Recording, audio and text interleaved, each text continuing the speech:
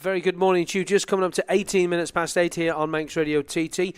Does Philip McCallen, who's one of the guests with Tom Sewell this morning, remember having, he won't remember this, he had that many, remember having an off from his Motorcycle City 600cc bike at Alton Park in about 1998, as we still have the fairing from it, which we retrieved hanging on our garage roof. He's more than welcome to come for a brew and have a little look at it as well. That's Sam and Keith Grimes. They're in Sandbach. This is Lancashire, is it? Sandbach. Sandbach's Yeah, Lancashire. Cheshire, yeah. yeah. Okay, Cheshire. Yeah. I should know that. My wife's from Cheshire. Yes. No, it's Derbyshire, she said. Oh my gosh. God, I'm in trouble. That's What you like?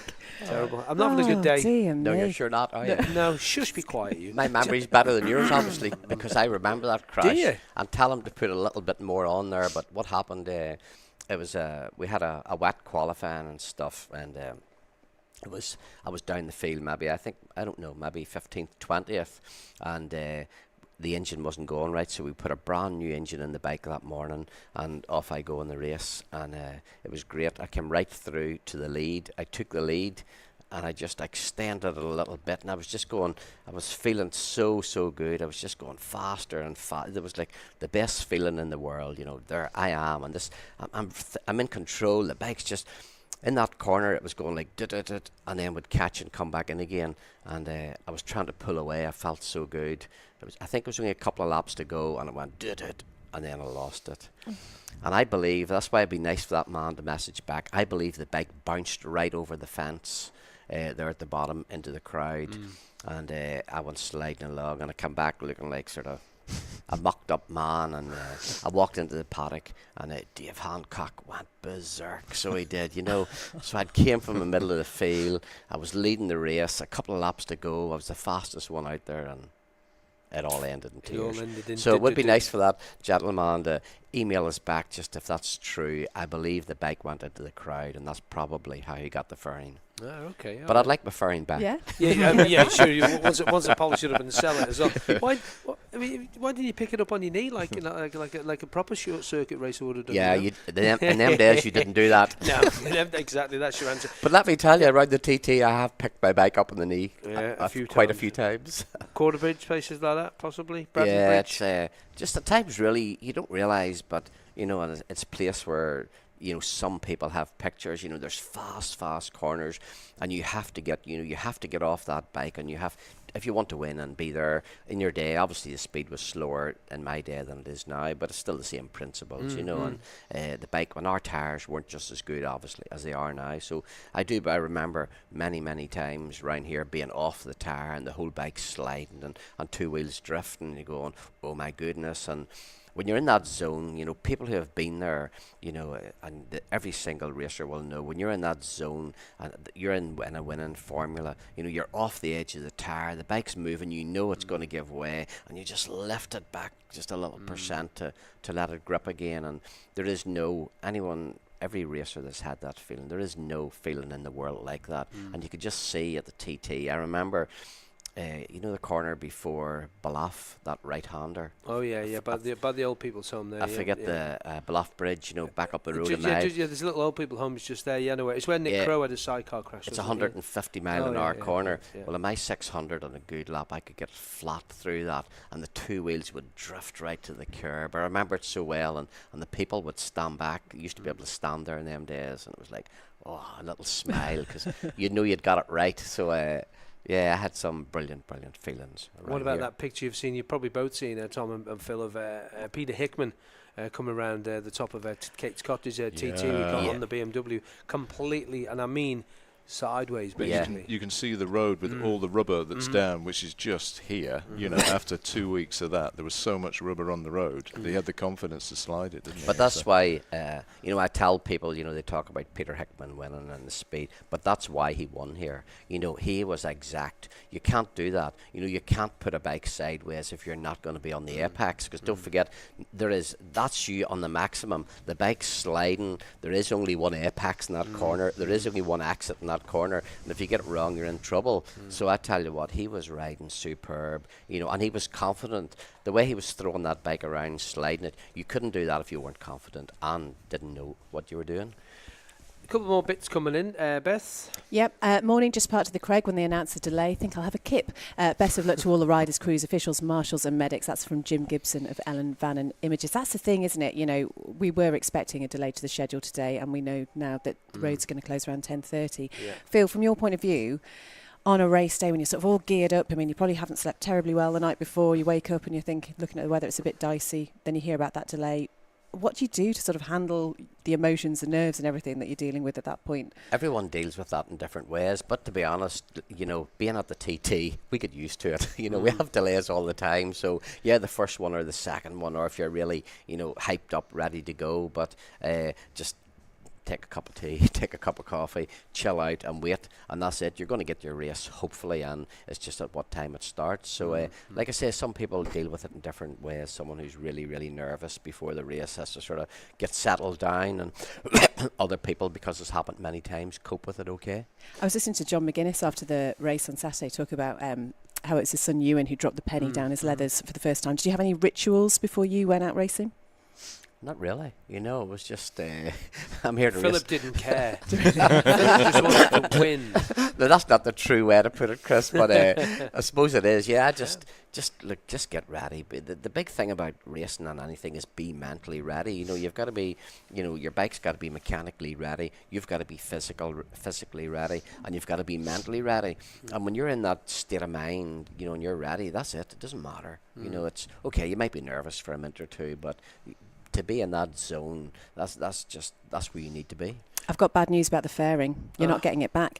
Sam and Kath have been in touch again to say we can't remember exactly where we picked it up, possibly Knickerbrook. Phil obviously has a better memory than us, and we are keeping it, by the way. Okay. So you can pop in, have a cup of tea and have a look at it. Well, Tom, just back to you about the RC30, because it's an iconic bike for me as well. How did you first get involved, and when did you first see him? When did you first get to ever go on one? How long ago was it? It'll be back 93. I had a mate, half a dozen bikes. It was from Belfast, actually. He was living in South London. Wanted to move back, managed to sell his house, called me up and said, I need to sell a bike, I can't shift all these in the van, you know, want to buy this Ducati? I said, no, there's only one bike I want to buy, it's the RC30 at the end of the row in your garage. So, no. An hour later he calls me back and said, yep, okay, yeah, you've got it. It's but you need serious money. And I said, how much is that? And he said, £4,500. You robbed your mate. You're going to give him some more now to make up for that. We haven't spoken a lot since then. I'm not I wonder why. Blimey. And obviously that was probably, I don't know. It's 25 years since I bought the bike. So you still got it? I've still got it. Wow. Yeah. And just to put icing on the cake, you can expect to see Steve Plater on it later on. If we actually get out on the parade lap, Steve will be riding it this afternoon. Oh, right, okay. Because Steve's never ridden an RC30, and he's asked if he could ride one, and he wants to get something like... We've got some real Exotica, yeah, as Phil knows. We've got an LLOB just like he won on, and we've got some other stuff over there. But I think for him to get a real appreciation of just what a standard road bike, and probably what closer to what Joey probably rode in '88, you know, at the start, the outset. You know, it's slightly kitted, it's got modern suspension, modern brakes and stuff on, so I think I'd enjoy that to do a lap this afternoon. And you're... Sorry, Tom. Yeah, so, I haven't been active in the club, but the reason I'm here today is that I'm editor of the magazine. The magazine is kind of like the thing that keeps the club together, and we were sort of struggling, 2-3 years ago to cover that. So, I kind of sit in the middle and try and pull it all together these days. The magazine, website, have you got all that? Yeah. RC30. Give us the info, yeah. Yeah, RC30 Owners Club, rc30.co.uk, I think it is. I think it's quite simple. And as a club, we produce the magazine 3 or 4 times a year when I'm not doing this. And, we got quite... For me, it's a lot easier than it used to be for the editor 10 years ago, because we're back in classic racing now.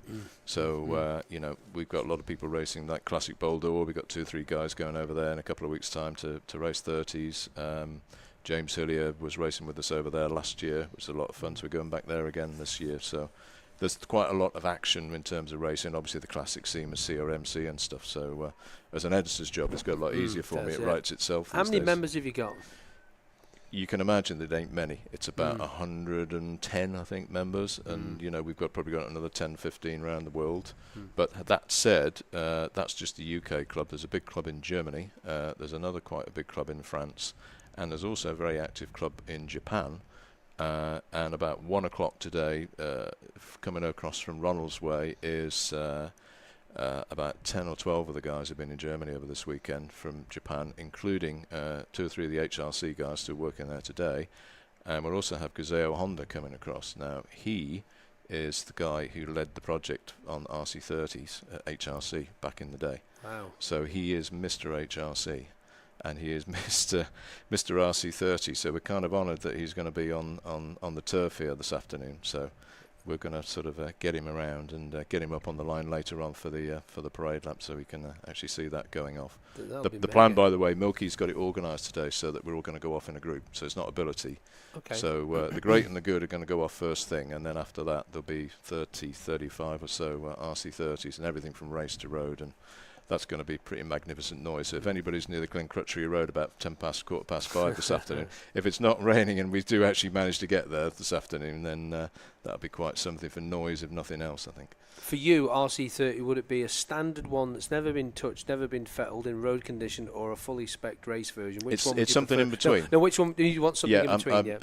The one I run is something in between because I do track days on it, and I use it on the road. So it's got Öhlins internals in the front forks. It's got Öhlins with a ride height on the back. It's gone to a 17-inch wheel on the back, so you can get better rubber.